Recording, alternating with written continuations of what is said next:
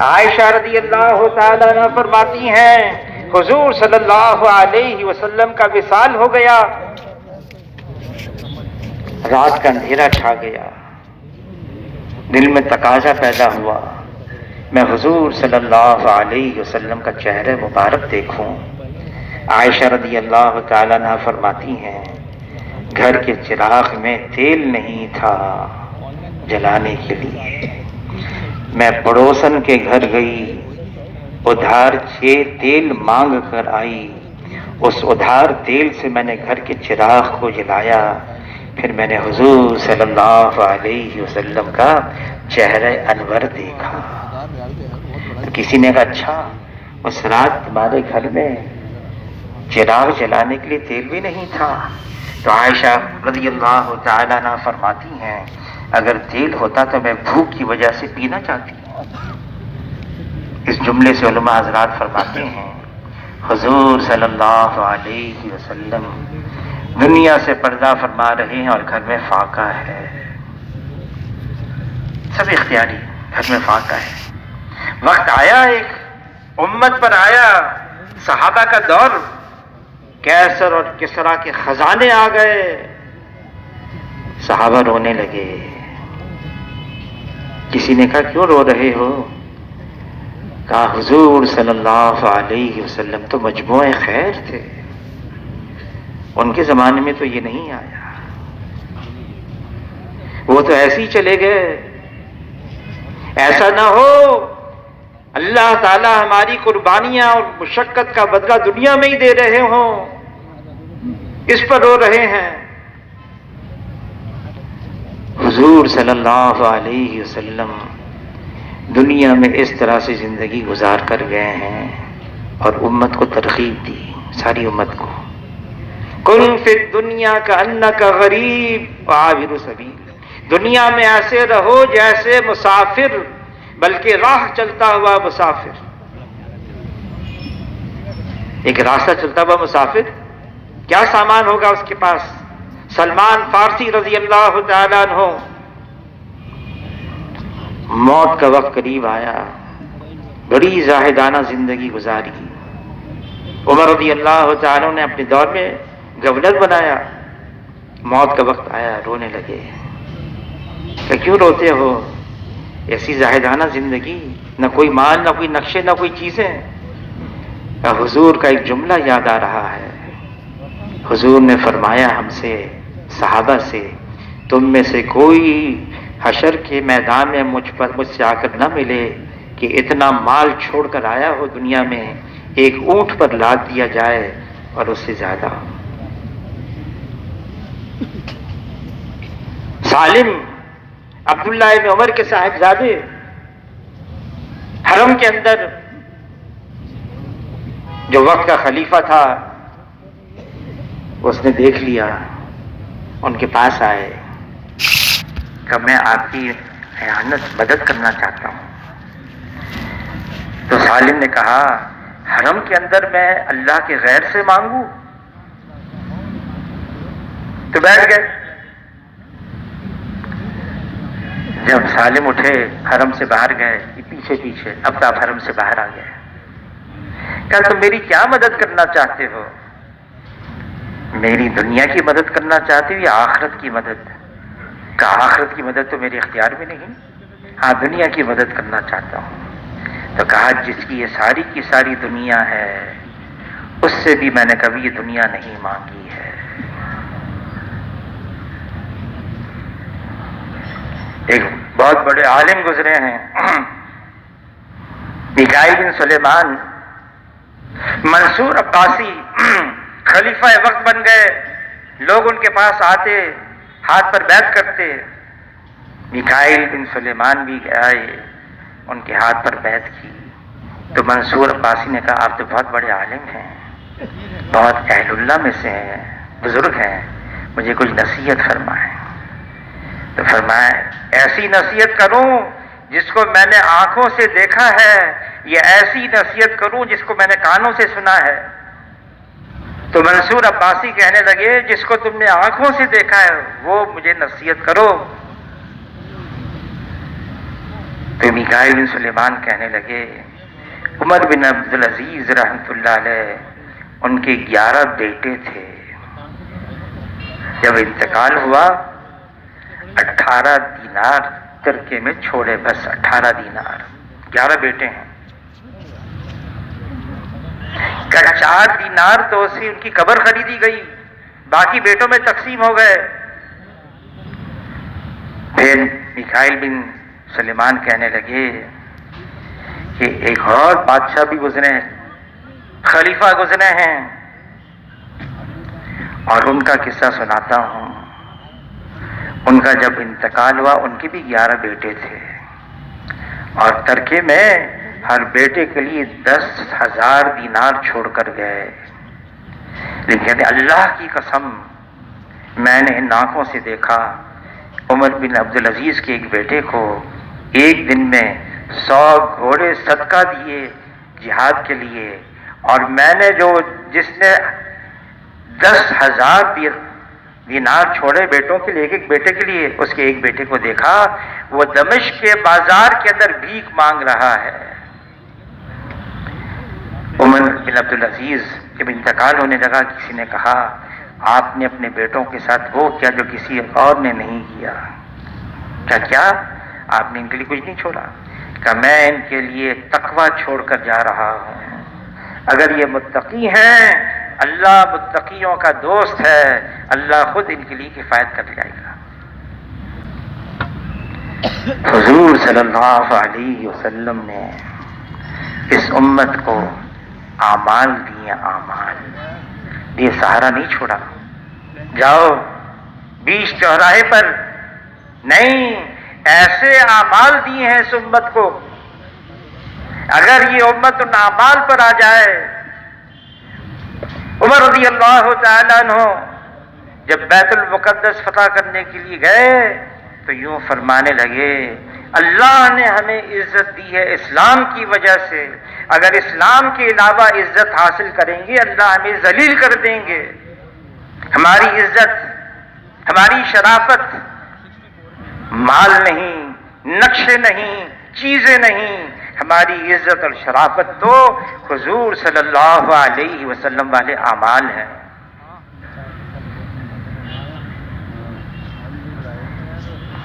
ایک بہت بڑے بزرگ گزرے ہیں، جب ان کا انتقال ہو گیا تو جنازہ کون پڑھائے گا؟ خواجہ مختار الدین کاکی رحمۃ اللہ علیہ، جنازہ تیار ہے، ان کا ایک وکیل آیا، اعلان کیا ان کی ایک وصیت میرے پاس ہے، میرا جنازہ وہ پڑھائے گا جس کی کبھی تہجد کی نماز نہیں فوت ہوئی ہو، جس کی کبھی تکبیر اولیٰ فوت نہیں ہو، کبھی اس نے نامحرم پر غلط نگاہ نہ ڈالی ہو، اور کبھی بھی عصر کے فرض سے پہلے اس کی 4 سنت غیر موقتہ کبھی فوت نہیں ہوئی۔ 4 چیزیں بتائی، اعمال۔ انتظار میں کون آئے گا؟ ایک صاحب آگے بڑھے اور آگے بڑھ کر جنازے کے چہرے سے کپڑا ہٹا کر کہنے لگے کیا ملا؟ میرا راز فاش کرنے کے لیے کیا ملا؟ اور نماز جنازہ پڑھا دی۔ اور وہ کون تھے؟ وہ التمش وقت کا بادشاہ تھا، اس زمانے کے بادشاہ بھی۔ ہارون رشید وقت کا خلیفہ ہے، روز رات کو 100 رکعتیں پڑھا کرتے تھے، روز رات کو۔ اعمال یہ امت کو دیے گئے ہیں، حضور صلی اللہ علیہ وسلم کی سنت۔ صحابہ کرام جانتے تھے حضور کی ایک ایک سنت کی قیمت کو، ایک ایک سنت کی قیمت زمین اور آسمان کے خزانوں سے زیادہ قیمتی، کہ زمین اور آسمان کے خزانے ایک نہ ایک دن ختم ہو جائیں گے، لیکن حضور صلی اللہ علیہ وسلم کی ایک ایک سنت یہ اللہ کے خزانوں سے ہمیشہ دلائے گی، ہمیشہ دلائے گی اور دلاتی رہے گی۔ اتباع سنت یہ ہماری پہچان ہے، یہ ہماری شناخت ہے، اس کے ذریعے سے ہم جانے جاتے ہیں ہاں یہ حضور صلی اللہ علیہ وسلم کی امت ہے، یہ حضور کی اتباع کرنے والی ہے۔ پھر یہ امت کو اللہ نے جو دعوت کا کام دیا ہے، دعوت الی اللہ، قل ھذہ سبیلی ادعو الی اللہ علی بصیرۃ انا ومن اتبعنی۔ اے محمد صلی اللہ علیہ وسلم آپ کہہ دیجئے یہ ہے میرا راستہ، اللہ کی طرف بلانا، میرا بھی یہ راستہ ہے، جو میرے متبع ہیں، میرے پیچھے چلنے والے ان کا بھی یہ راستہ ہے۔ اللہ کی طرف بلانا، وہ ایک ہے، اکیلا ہے، یکتا ہے، وہ خالق ہے اور باقی سب مخلوق ہے، وہ مالک ہے اور باقی سب مملوک، وہ رازق ہے اور باقی سب مرزوق، وہ غالب ہے اور باقی سب مغلوب، وہ ہے اس کائنات کا خالق اور مالک۔ اس اللہ کو پہچانو اور اس اللہ کو راضی رکھو۔ اللہ کی رضا یہ سب سے بڑی دولت ہے۔ اللہ کو جس نے راضی کر لیا اس کی دنیا بھی بن گئی، اس کی آخرت بھی بن گئی۔ کیا دنیا کے پیچھے ہم پڑ گئے ہیں؟ دنیا کی کیا حیثیت ہے؟ حضور صلی اللہ علیہ وسلم فرماتے ہیں، اس کا مفہوم ہے یہ دنیا کی محبت ہر خطا کی جڑ ہے۔ دنیا کی محبت، فرمایا ایک وقت آنے والا ہے میری امت پر جیسے بھوکے کھانے پہ ٹوٹ پڑتے ہیں، یہ غیر میری امت پہ ٹوٹ پڑیں گے۔ کھانا ہوتا ہے نا، دسترخوان بچ جاتا ہے، بھوکے ہوں اور دسترخوان بھی بچ گیا، کوئی روک ٹوک بھی نہیں، بلاتے آؤ آؤ یہاں کھانا بڑا لذیذ ہے، نرم ہے، گرم ہے، ایک دوسرے کو دعوت دیتے ہیں آ جاؤ کھانے کے لیے۔ فرمایا ایک وقت آنے والا ہے میری امت پر جیسے بھوکے کھانے پہ ٹوٹ پڑتے ہیں، یہ غیر میری امت پہ ٹوٹ پڑیں گے۔ صحابہ کرام حیران، اے اللہ کے رسول کیا اس وقت مسلمان تعداد میں تھوڑے رہ جائیں گے؟ فرمایا نہیں، تعداد میں ہوں گے بہت زیادہ، لیکن ان کی حیثیت سمندر کے جھاگ کی طرح ہو جائے گی۔ یہاں کراچی میں سمندر ہے نا، سمندر میں لہریں اٹھتی ہیں، پھر وہ لہریں وہ کنارے سے ٹکراتی ہیں، پھر جھاگ بنتی ہے، پھر دوسری لہر پیچھے سے آتی ہے، اس جھاگ کو ادھر لے جاتی ہے، ایک تیسری لہر آتی ہے اور جھاگ کو وہاں سے پھر یہاں لے کر آتی ہے۔ وہ سمندر کی جھاگ سمندر کی لہروں کے رحم و کرم پر ہوتی ہے۔ صحابہ کرام نے عرض کیا اللہ کے رسول ایسا کیوں ہوگا؟ فرمایا اس لیے کہ ان کے اندر وہن کی بیماری پیدا ہو جائے گی۔ عرض کیا وہن کی کیا بیماری ہے؟ فرمایا حب الدنیا و کراہیت الموت، دنیا کی محبت اور موت سے کراہیت۔ جب یہ مرض امت کے اندر عام ہو جائے گا پھر امت غیروں کا مقابلہ کر نہیں سکتی۔ حضور صلی اللہ علیہ وسلم نے صحابہ اکرام پر ایسی محنت فرمائی، دنیا کی محبت نکل گئی۔ کسی نے کہا جب اللہ کی محبت آتی نا، ایک تجھ سے کیا محبت ہو گئی، ساری دنیا سے وحشت ہو گئی، ہر تمنا دل سے رخصت ہو گئی، اب تو آجا اب تو خلوت ہو گئی۔ یہ دنیا کی محبت ہر خطا کی جڑ ہے۔ حضور صلی اللہ علیہ وسلم نے اسے ڈرایا ہے، بچو اس سے،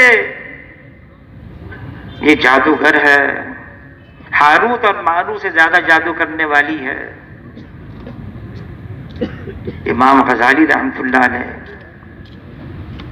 مصروفیت، تبلیغ، تعلیم، تصنیف، تصوف،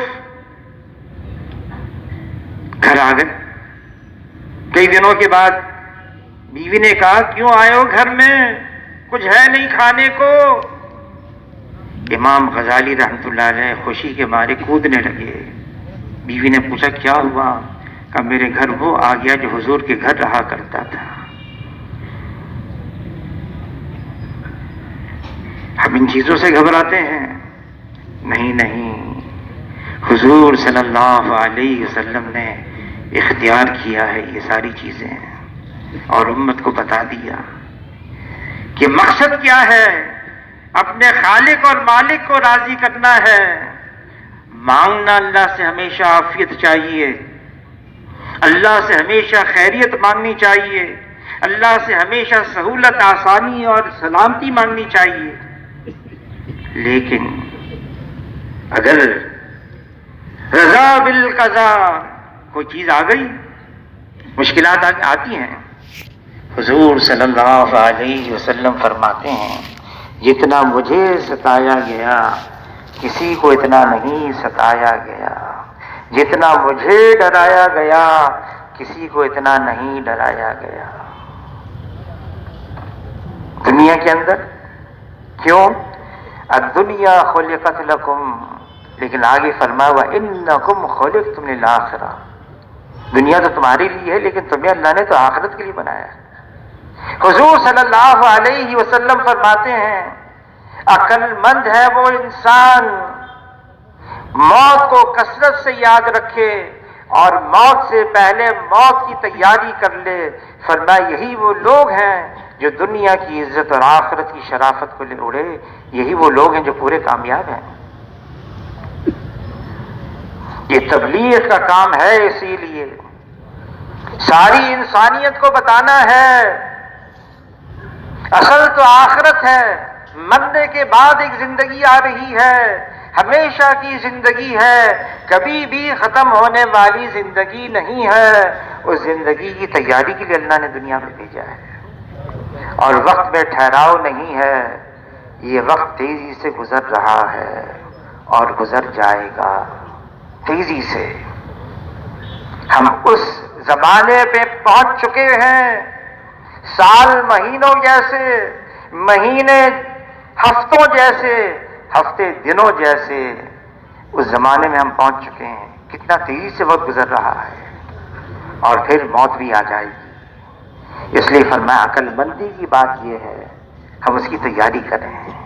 یہ بات بتانی ہے، سمجھانی اپنے آپ کو بھی اور ساری انسانیت کو، اس کے لیے تبلیغ کا کام ہے۔